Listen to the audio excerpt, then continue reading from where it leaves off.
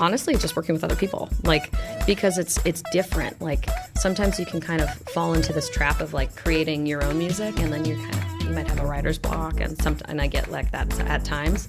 But then just kind of refocusing on maybe learning another musician's work makes it kind of like just like I snap into a different world, and so it keeps everything kind of fresh. Welcome to Season 3 of the Amani Experience podcast. In this podcast, you will experience wisdom, advice, and stories from creatives all over the world. Your host is the award-winning Amani Roberts, who is a DJ, music producer, professor, author, and undercover gamer. On the show, we love to share the stories of creative professionals, especially people who have gone from the corporate life to the creative life. Once again, welcome to the Amani Experience podcast. Welcome to episode 122 of the Amani Experience podcast. For this show, we have Kira Lingman with us. Kira is a singer, a guitar player, a musician, a songwriter. I was so happy to get a chance to talk to her. She's supremely talented. 3 of my favorite things about this episode: Kira gives great advice to people who fear they are either too young or too old to learn how to play guitar. I loved her advice there. She also talked about the business side of the industry and how, as we creatives, struggle sometimes with getting that part right. So I appreciated her mentioning that. And then third, Kira loves the blues, and I find that's very rare, and I find that super dope. So I know you're going to like this episode. To reach me, you could email me, podcast@amaniexperience.com. Follow us on all the socials at Amani Experience, and feel free to donate to the Patreon, which is patreon.com/Amani Experience. Thank you very much for listening, and to the show we go. I would like to welcome Kira Lingman to the Amani Experience podcast. Woo! I'm excited to be here. We are excited to have you here. Right now, we're in our mobile studio in Manhattan Beach, California. Tell the listeners, where did you grow up? I actually grew up here in Manhattan Beach, California. Yes. Just right down the street, actually. Probably like, Really? it's like walking distance. Oh, okay. Yeah. Cool. And what inspired you to go from here to Arizona State? Actually, my sister went there, and my sister and I are very close, and she's 2 years older than me, and so when she went to Arizona State, I went to the campus once, and I was like, oh, this seems like a really fun school, and I honestly didn't even look into other colleges, like when I was doing the whole like application process, and so that's why I went there. And how did you decide on your major? I just basically, I took so many different classes in different sciences, and I fell on speech and hearing science and mass communications. I mean, my technical major is a bachelor's in interdisciplinary studies with an emphasis on mass communications and speech and hearing science. So it's a very long title, but I was really, really fascinated with audiology and speech-language pathology, and so that's kind of why I landed in there. And then from there, you came back here, correct? Yeah, right after. I had to be by the beach. I had to surf. I'm just like, the desert was great, but I never saw myself living there. Okay. So. Yeah, and then you went and you started working at Becker, right? Mm-hmm. Yeah, right after I graduated, one of my best friends worked there and got me a job at the surf shop, and I love surfing, so I was like, oh, let me just see if I can get a job there, and they hired me on the spot. I didn't even interview, and then I was there for like 10 more years. Yeah. And how long have you been surfing? Probably since I was about 10 years old. Wow. I was on the surf team in high school, and actually my senior year of high school, not the full my full run. But yeah, I grew up. My dad was a surfer, and so I grew up in total beach culture. Yeah, so, it's dope. Mm-hmm. Where between like high school and college, where did your desire to play music, sing music, where did that kind of start? Where was the genesis of that? Well, I started, I took lessons when I was probably in like 4th grade, but like any 4th grader, you don't practice, and your mom's like, all right, well, if you're not going to practice, you're not going to play. And so it wasn't until I was about 15, 16, I just had this like revelation where I was like, I want to be a blues guitar player. And so I told my dad that, and he was like, that's just a really bizarre thing to say. Like, I want to be a blues, like very specific. And so he, for my, my following birthday, he got me a Epiphone Casino and started taking lessons. And then from there on, I took some lessons and I kind of taught myself how to play and went from there. Now, as you said, being a blues guitarist, that's pretty random. Most people kind of steer away from blues nowadays. Where did that come from?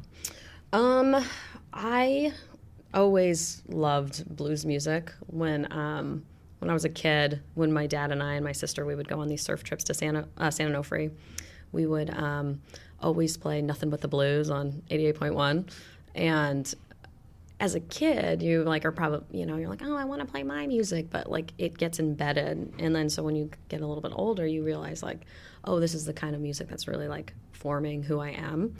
And so yeah, it was just a lifetime of listening to different styles of blues and different styles of music in general. But what made me like drawn towards the guitar was like I love, just a bent note, something that's a little out of tune, something that's a little wrong. I'm like, I love when you can kind of hear these old recordings of like just there's flaws and it's so beautiful in its own way, Yeah.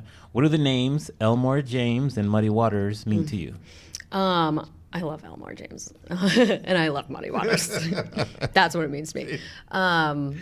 Yeah, when I heard the Muddy Waters, when I heard Electric Mud, that album is so phenomenal. And it's just this live, just dirty, gritty, like blues album. And it was later in his career, but it's just what I envisioned with when I was thinking about, when I start a band, I want to just be in these clubs and just playing just the most soulful kind of music that you can think of. That's, just it's probably different every night, but it's still same format, but a little different, but mostly gritty and dirty and give you that feeling of ugh, Where did the nickname Bones Jones come from? Bones Jones. That's funny. When I was a kid, learning, I think I was like what age are you when you like learn how to rhyme things? Third or fourth grade? Yeah, like maybe earlier, like 8 or whatever age that is.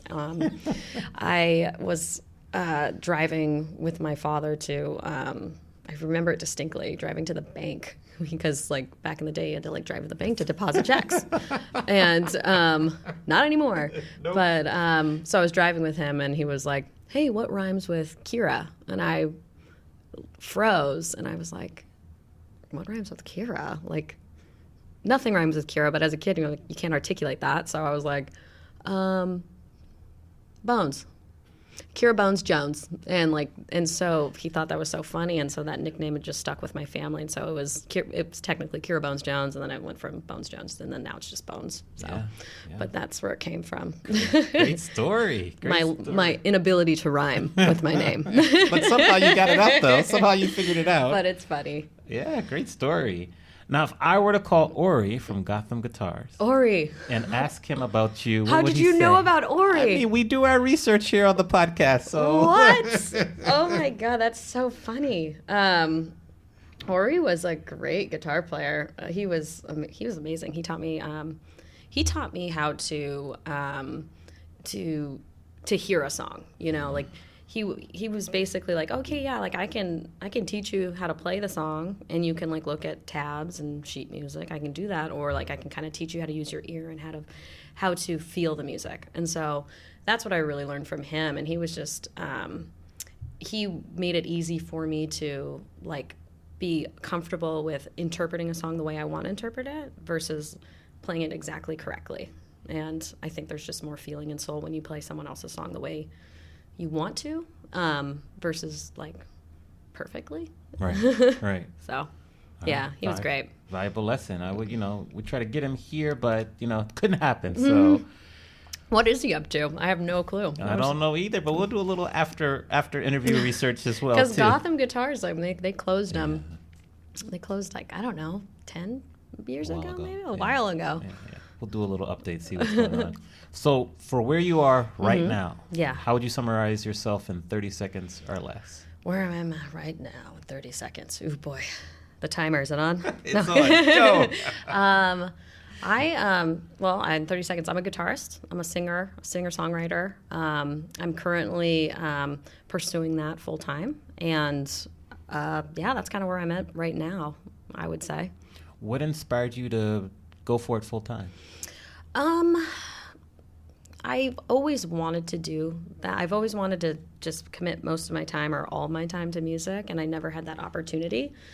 And it wasn't until earlier this year that opportunity came up where at my other job where I was managing the surf shop. I kind of went as high as I wanted to go in the company, and I just kind of had this, thought of like, if I'm going to do it, I got to do it now. I'm still like relatively young, and I don't have kids, and I'm able to like financially be able to take a little bit of time off to pursue it. So I kind of just pulled the trigger and said, all right, let's do this. Let's go. What scares you about making this leap? Well, most it's financial reasons. Any, it's, I'm so used to, I've had a job since I was 16. So to not have like a W-2, coming in is very bizarre to me, considering I don't know a life without a job, even though music is totally a job. Yes. Like it totally is. But, it's not necessarily one that's going to have a huge paycheck at times. You got to put in like just as much work in order for that to like potentially happen. So it's a big leap, and I'm a little nervous about it, but it's all good. It's all good. We're here what's for the you. worst that's going to happen? I get a job? Yes, exactly. You go back and work. But Right. the best that can happen, we have no idea, which is cool. Exactly. Awesome. So I admire your courage. Well Thanks. done. Welcome to the club. Yay. In your opinion, Yes. what's important for creative professionals such as yourself or myself to succeed in today's business environment? Wait, I'm sorry. Say that again. What is Like creative professionals, Yeah. like what's important for us to succeed in like today's business environment? important to succeed? I mean, really, I think working together with other creatives is so important. Like that saying, like it takes a village. It really does. And I know it's a cliched like saying, but it does. You need help from all angles, and like creatives today have to know it all. They can't just be creative. They have to be a business person. They have to be the boss. They have to be the like HR, the payroll. Like they have to be everything. And so it really takes like help from friends and other creative types to like help boost you and then also boost them as well. Definitely. Yeah. You've been singing for over 14, 15 years. Mm-hmm. You've also acquired and done many festivals, concert shows across the country. Mm-hmm. When do you feel was the turning point in your career? My turning point, probably when we did our first big festival was probably a good turning point. At that time, I was still under the Lingman band, but that was a turning point, and that was a nice taste of like, oh, this is. I mean, I knew I wanted to do this, but this is like I can get used to this, and so that was fun. That was when we made the Kaboo Festival, and so we were so lucky. We had like, we got a taste of like a trailer, and we were across from T-Pain, and we were, there we go. Yeah, and we were just like, and then we're like hanging out with like Machine Gun Kelly, like these like just totally different artists, but like we're all like just like in this little like hub of trailers, and I was just like, yeah, I want to be like doing that all the time. So that was probably the turning point where for us probably. Yeah. Awesome.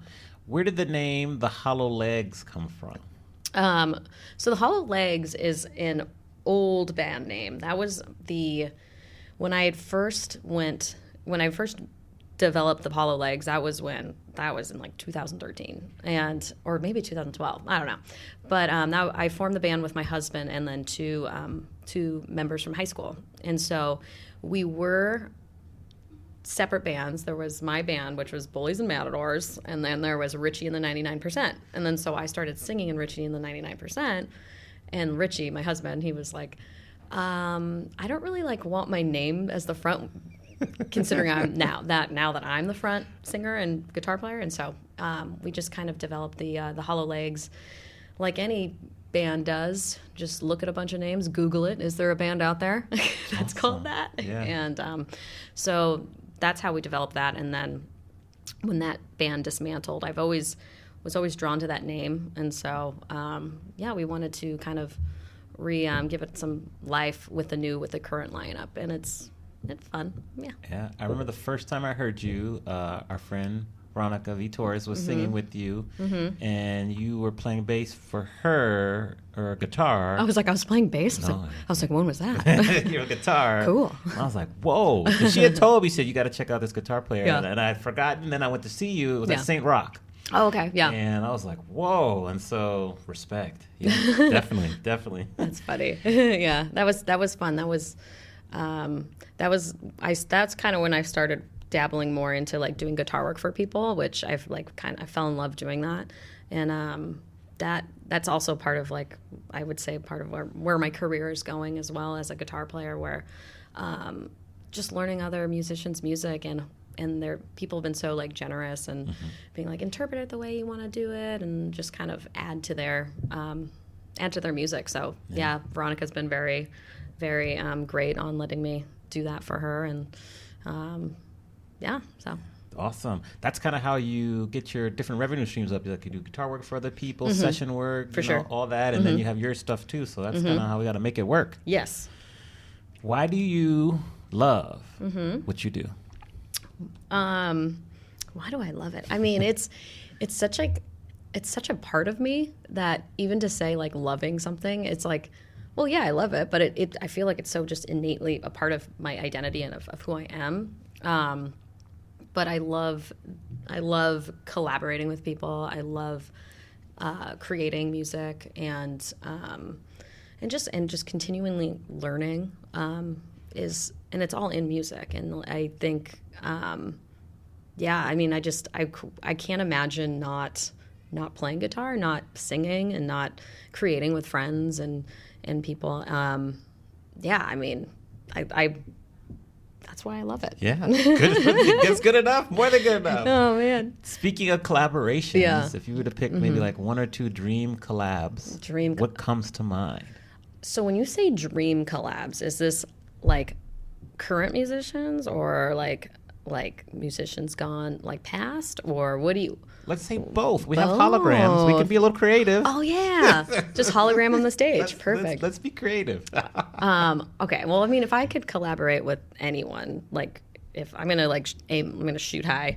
I mean, Brittany Howard is just an amazing guitar player, amazing musician. I love her new album. Huge fan of the Alabama Shakes, and that would be somebody who would be like, yes, let me collaborate. Her, like Dan Auerbach, would be amazing. Huge fan of the Black Keys, or Jack White, or even Jack Black too. if I'm going to be honest, all right, there we go. I love Tenacious D, but in terms of maybe musicians who are not currently with us, I'd be. I mean, Janis Joplin, obviously. Oh, yes. Muddy Waters. Oh, yes. Jimmy. All the Jimmys. Every Jimmy who plays guitar. But anyway, yeah. I love that. In the past, you've advised like women you've spoken to determine what they really want from their art. I want to know, what does Kira want from her art? What do I want from my art? I want people to hear it, to experience it. I want people to connect with it the way I connect with the process of making it. I think, I mean, ultimately, like we get into these, we do these creative outlets for ourselves, but it's also for other people as well. And so if people could, experience the love I have for it, and have the same feelings towards it. Yeah. I don't know if I did not articulate that very well, but the sentiment's there. Yes, the sentiment's there. You articulated it perfectly well. No worries. What is something that scares you? What scares me?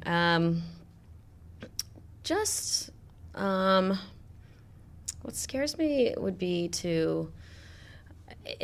unfortunately, it's like more in like trapped in realistic world. Like there's the idealistic version of me where I'm like, yes, I'm a dreamer and I want to, do music. But like what scares me is like not being able to pay bills or plan for the future because of my, my dreams to do this, music. So that's what scares me the most is to just that feeling of maybe like failure, even though like what is failure? Failure is like what you're going to decide it to be in your head. Everybody's version of failure is totally different. So, yeah, but I just try to not think of that negativity. Good. You know what I mean? Good. Yes. Just like, all right, just keep focusing and focusing. This will figure itself out. Keep moving forward. Right. If we look at your creative process, Mm-hmm. what do you do so that you can stay kind of creatively full so you don't get kind of burned out in terms of that? That's my first question. How do I stay creatively full and not burnt out? I mean, honestly, just working with other people, like, Got it. because it's different. Like sometimes you can kind of fall into this trap of like creating your own music, and then you might have a writer's block, and I get like that at times. But then just kind of refocusing on maybe learning another musician's work makes it kind of like it just like I snap into a different world, and so it keeps everything kind of fresh, I guess. So. With your process, are you one that maybe writes melodies first? Do you write lyrics first? Like, how is it when you're writing your own music? I always write guitar and melodies first, and then words are second. Or like I came from the school of thought of like rock and roll. I mean, rock and roll is just like sex, drugs, and love or whatever. But like, and a lot of rock and roll and like even punk music when I growing up listening to that, like you can't really understand what the singer is saying anyway, and so because it's rock and roll, it's all about the feeling, and so that just mentality came. Like I was like, I'll think of lyrics second. It's not important, and so that's kind of just how I currently write. Lyrics are second, but I'm with the newer stuff I'm doing.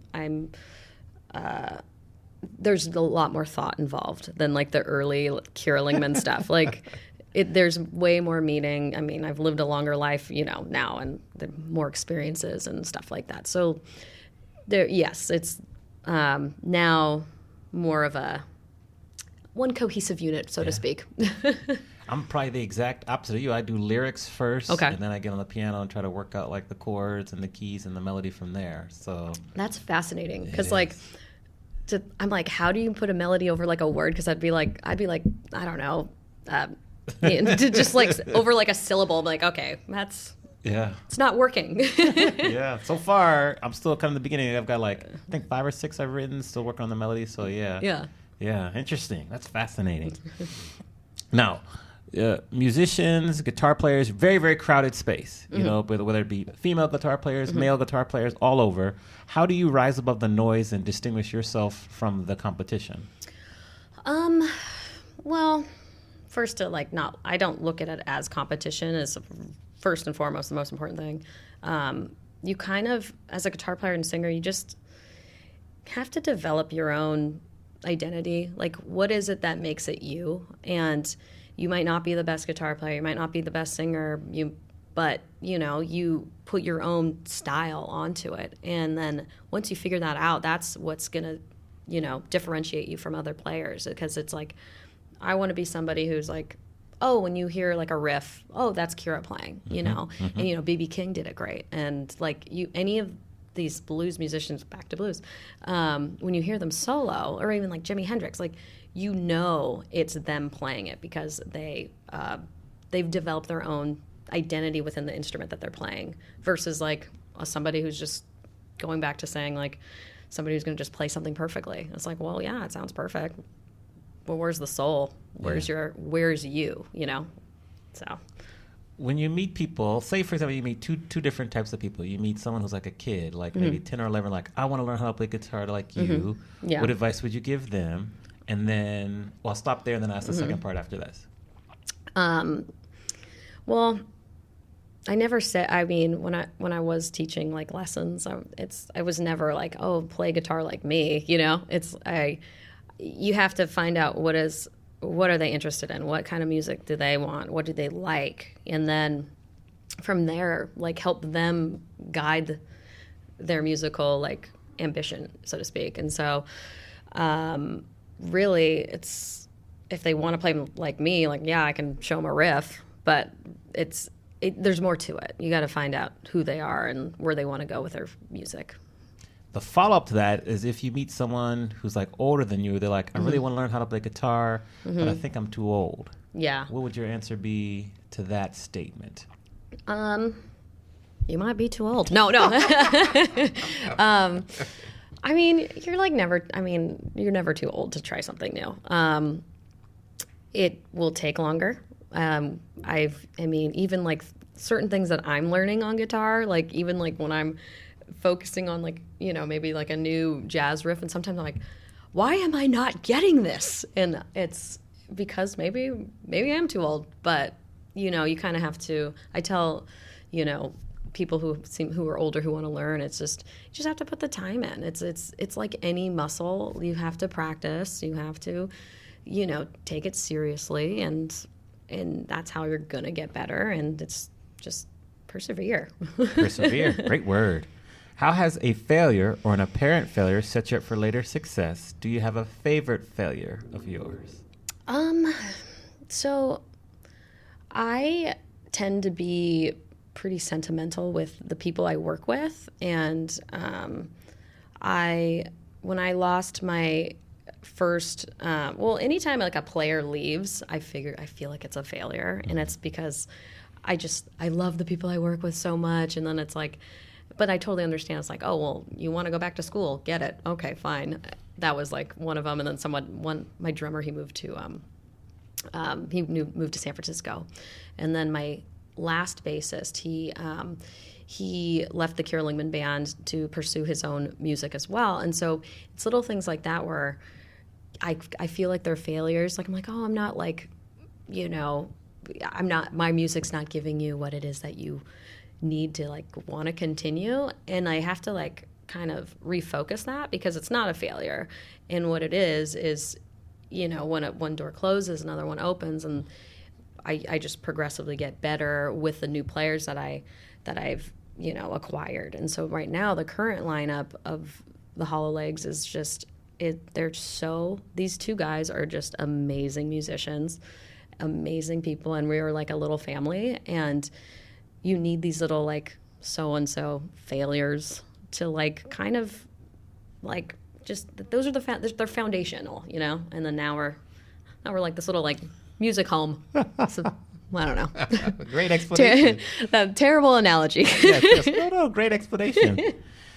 As you acquire more festival appearances, more, album sales, just more, acclaim, you do acquire more critics, or haters as we call them. Mm-hmm. How do you handle your critics? I don't even like read criticisms. I'm like, I know when if you're not like a close friend of mine or a friend of mine who's in music, your opinion isn't really like valid to me. And like if you're going to be, and especially if you're going to be a hater, like that's a real bummer. Like we're in this like industry of everyone's being creative. We're all trying to be our best selves. And so you can't really look at the negativity and even accept it, because that's just going to bring you down and make you feel bad. And it's like, I want to feel good. Yes, I want to feel good too. I agree. Ignore the haters. Yeah. Tell us about the darkest time in your life, how you got through that, and what did you learn from that experience? So the darkest time in my life probably was when my brother and my dad, they underwent open heart surgery within like 6 months of each other. And so that was a dark time for our family. And we didn't know if they were going to make it. And during that time that, we had to, my sister and I and my husband, we had to be, the rock, so to speak. And so that was a really dark time. But from there, like I it spurred a lot of creativity actually. And so I wrote a bunch of new songs that just have just so much more meaning, and they're more mature, and they're just better, and because of these experiences, you need these dark moments to kind of reflect on life and reflect on family and reflect on friends and the decisions that you make. And they're good now, like my brother and my dad, but it was dark. Yeah, but it was a dark time, and but art comes from dark times, so. I think it's important for people to hear that, you go through dark times, but that creativity can come from that. And, it can help spark creativity. So I appreciate you sharing that. Yeah. For someone who goes through dark times themselves. So I get it. What does the song My Best Friend's Girl by the Cars mean to you? My Best Friend's Girl. That song was when I was learning how to play guitar. Back to Ori. He showed me this little way of holding a pick, and then also finger picking with your middle finger and your ring finger. And I was like, wait, what are you doing? That's super cool. And so he showed me this song in the little chorus. My best friend girl used to be. I was like, whatever the little riff is. And so he taught me it with that style, and then from there on, that's how I finger pick. That is how I hold a pick. That's how all of my music is in this like hybrid finger picking style. Excellent. That's funny what you would learn when you ask. Cool. Who was the most influential person for you growing up? Most influential? Honestly, I'd probably say my sister. Like we were so close. She's only 2 years apart. She's 2 years older, and she was so cool, like you just want to be like her. And so we would listen to music, and like a lot of my, taste comes from her and my brother as well. Like my family is so eclectic on the styles of music that they listen to. And so, but my sister and I, we would go to like Warehouse, and when there was a Warehouse, dating myself now, and we would we would buy CDs, and like only the CDs that had the parental advisory, and we would block the parental advisory, and we'd pass it to our dad and be like, yeah, can we get this? And my parents, which was so funny, they really didn't care what we listened to, which was amazing. They were like, oh, parental advisory, no, whatever. They were so open about that. So I would say though, Annika was, because she would be the type of person who's like, let's go to a concert. Let's do this. Yeah. And so it really helps, develop a lot of my musical tastes. Now, is she also a musician now as well? No, she does not sing, does not play guitar. She would be the first to tell you. She's like, nope. She's just she appreciates music very much. And we need those in life as well. Yes, we do. What do you find easy to do that your friends find hard to do? I guess play guitar. Yeah, but besides that. I think just being really going with, I go with the flow with many things in my life, and I think just having that kind of easy breezy mentality, especially now that we're getting older, people are more stressed. There's just more things to think about, and so I find it easy to just kind of go take a deep breath and just be calm. But I know that a lot of my other friends don't have that that ability to just be like, it's cool, man. So, what would you like to be better at? I want to be better at I would say the business aspect of the music. I want to be more assertive and more, I am a businesswoman, but I would like to be more,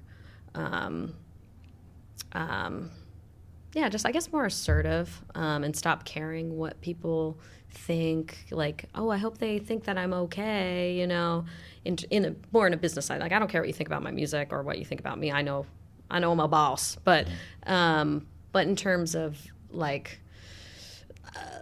I don't want to upset people, when you I don't know. So and what are you doing to kind of work through that? it just takes, confidence. It just takes time, like just developing your confidence. The more and more experiences you have, the more you're going to learn from them. And so that's, and that goes with everything and like what you do in life. So, just more experience is going to make me better at what I want to do, I guess. Exactly. So. Very true. Going back to kind of the business side of it, in your opinion, what are the most important things to focus on as an independent musician? Obviously you have to focus on the art itself, but in terms of business, you have to like really treat it like a business. It's a job. You can't rely on other people to help you do it, even though like I said earlier, like it takes a village, but you have to be the one who's going to, kind of harbor these relationships and hold people accountable. Like if you need help, get some help and then hold them accountable for it. And it's just one of those businesses that you have to keep working at all times, and you can't slow. It's like a constant hustle. And so yeah. Definitely a constant hustle. That's very true. When you were 21, you turned 21 when you were at Arizona State? I was. So we're going to go back to Phoenix, Scottsdale. Back to Phoenix. Talk to 21-year-old Kira. Based on what you know now, what advice would you give your 21-year-old self? To not be fearful. Like, I didn't start playing music live until after college, and that bothers me because music is such a big part of my life. I would play guitar like in my room and like just, be too afraid. And I wish I would have at 21 been like, no, like it's okay. You're not gonna be good at first. You might be okay, but you have to just jump, and stop being fearful, because at the end of the day, like, who cares what people think? It's your art. It's how you want to express yourself. Like, just go do it. Exactly. And eventually, how were you able to work through that fear and start to play out in public? Honestly, it was when I started working at Becker. My assistant manager at the time, Steve, he was he like lost his guitar player for something, and he was like, and I was like, can I sit in with you guys? And I finally was like, just all scared. I'm like, can I? Even though it wasn't even music that I did, it was like kind of like hard metal kind of music. But I was like, can I just sit in? And so I sat in with him, and then he was just like, oh, I have an idea for us. And so it was pretty much Steve where I learned more the hustle, the game, the business side of it. And so once he kind of just threw me in, you know what I mean? Like, it wasn't like, okay, where do you want to play? It wasn't even like that. It was like, okay, so we have a gig this day and you're playing, and this is what we're going to do. We got to practice. And I was like, all right, it's go time. And so that was kind of the first, like, it was like ripping the Band-Aid, so to speak. Right. And I did it, loved it, and I was like, why didn't I do this earlier? So, and that was kind of the beginning of me playing live and getting my thick skin in all the dive bars that I do. Yeah. And when Steve comes to see you now, what does he say about the transformation from that first time you sat in to now? Oh yeah, he's like a proud father, or I should say proud brother. We're like a few years apart. Yeah, he's so supportive, and his band's great. We've since like disbanded, or we're not in a band anymore, but we always talk about like, we got to make that record, man. Yeah, but we're gonna actually play a show next month together. Oh, cool. His band and my band. So where? The Hermosa Saloon. Okay. So it'll be kind of a fun little reunion. We like reunions. Yeah. Good. What is the one lesson in life that took you the longest to learn? Just back to the fearfulness, like just kind of conquering those fears. It took me a long time to like have that confidence to be okay with who you are and your art, and it takes a while, and I wish that I learned that earlier, and then I would have been doing music earlier. But you're here now, yeah, as you should. Love it. Every great person has a sentence. What is your sentence? For example, my sentence is, I love to help people unlock their creativity by teaching them how to DJ. What is your sentence? Oh, man. I was thinking about this, and I do not have a sentence. I think my sentence would be to just keep going. Just keep going. Don't even look back. That would be my sentence. That's a great sentence. That's good. Yes, that's good. On the spot. Love it. I don't know. I'd be like, edit this in post. We'll just insert a new sentence. No editing. No editing. What is one new habit that you've added to your daily routine in the past year or so that has been most beneficial? I've been doing a lot of yoga and just working out, which has been really helpful and just kind of clearing my mind and opening up that, creative space. Especially yoga, you can kind of just get in your head. And that would probably be my new routine. Yeah, yoga's a winner. Mm-hmm. Amen. We love to read here on the podcast. Yeah. So if you were going to recommend 1, 2, or 3 books that people should stop what they're doing right now and start to read them immediately, what books come to mind?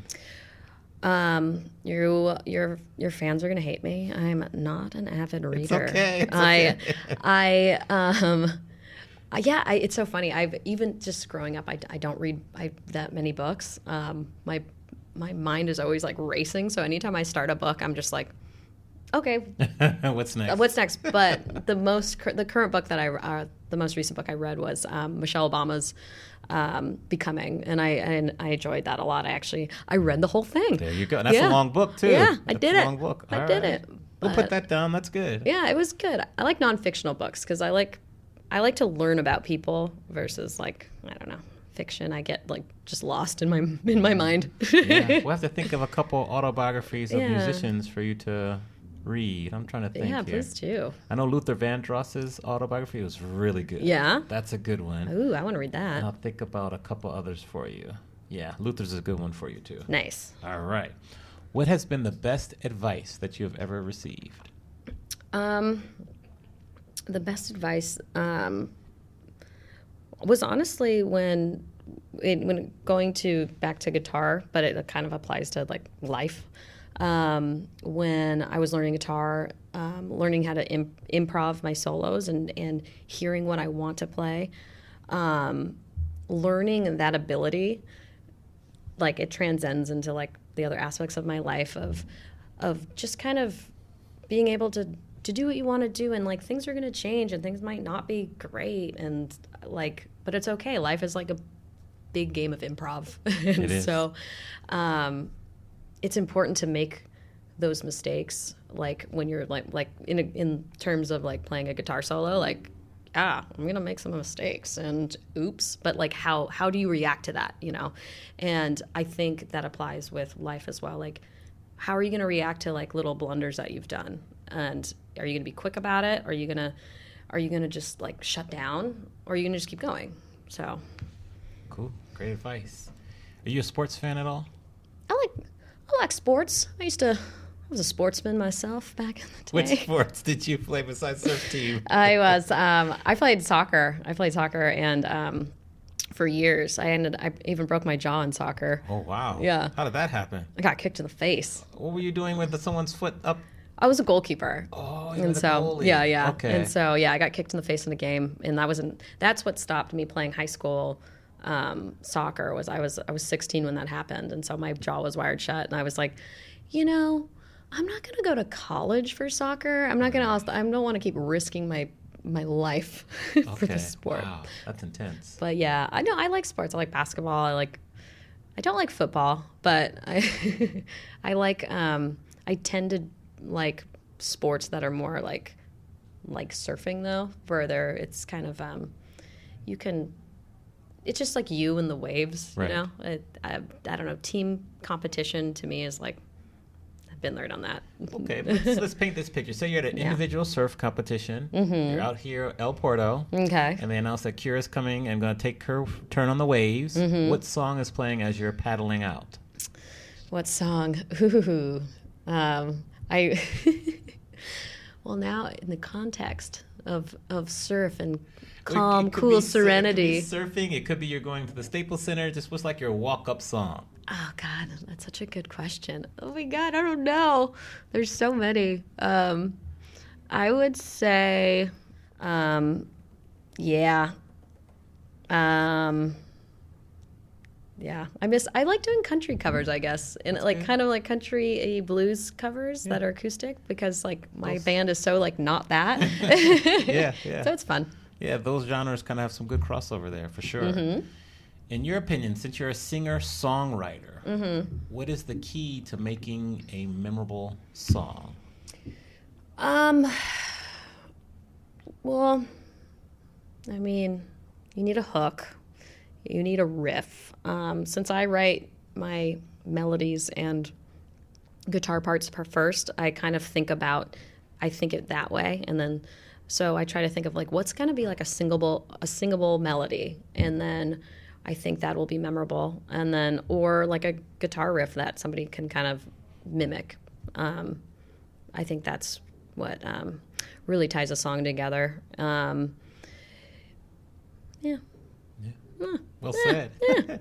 Tell the people how they can find you online, all your socials, all that. So Kira__Bones is my Instagram handle. My band handle is The Hollow Legs. You can find all that on Instagram or Facebook. My website is thehollowlegs.com, and you can listen to The Hollow Legs on Spotify. There we go. And yeah, and you can listen to my old stuff as Kira Lingman on Spotify as well. So yeah, we're coming out with an album tomorrow. Tell us the details. Yeah. Tell us all the goods. So we did this live show over at Resin over in Hermosa Beach, and which is an art gallery, and we decided to do a stripped down, unplugged version of the songs that we normally do, with a 3-piece like rock and roll. So it's going to be an acoustic unplugged album. So it's all live, and it's called Unplugged. That comes out tomorrow. So if you guys like acoustic music, I think you guys will dig it. It's still got, it's still got the balls of rock and roll. Got a little kick. We like it. We like it. We'll put the links in the show notes. For sure. And before I ask the final question, just want to say thank you for appearing on the podcast. Thanks for having me. Of course, it's been a pleasure talking to you. I love how you share your journey, getting through fear. I think it's really important for other creators to hear that, so I appreciate that. Yeah. We let our guests take us home with any last-minute words of wisdom or advice. So I'll say thanks again and allow you to take us home. All right. I got nothing. That's good. Thank you. Thank you for listening to the Amani Experience podcast. You can check out the show notes on amaniexperience.com/podcast. Please remember to leave us a review on the platform you are listening on, and share this podcast with anyone who you feel would benefit from listening. See you soon for our next episode.